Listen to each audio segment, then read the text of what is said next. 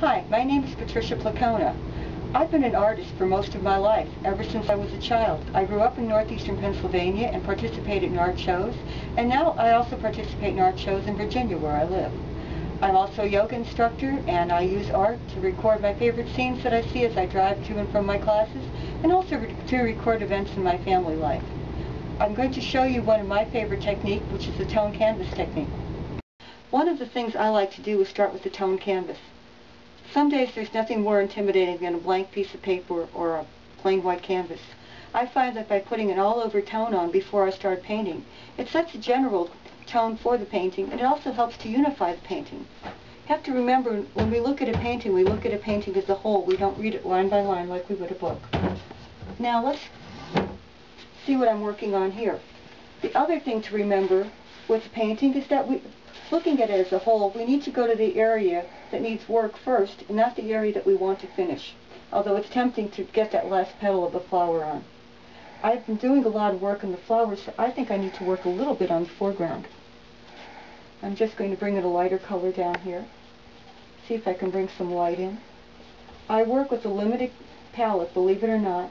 It only takes a few colors with a few adjustments to get quite a range of color. I like to work with the best quality colors I can afford, and that helps to produce a better painting. I'm going to bring some light into the foreground here. And while I'm working with that color, I'm just going to take a little bit of it up in here. That will help increase my eye movement through the painting. Again, remember, every so often, you need to step back and take a look at what we're doing and see what area needs to be worked on. I've chosen a very exciting red-orange background for my painting, which will make the flowers look very delicate against it. At least that's what I'm hoping for. Now let's take a look at some of my other artwork. This painting, called Practice Number 1, is a portrait of my son practicing electric guitar. I intentionally used a very dark blue-green undertone to provide a dramatic quality for the faces of the painting. That emphasized the highlights on the shoulder and on his hands and fingers as he practiced guitar.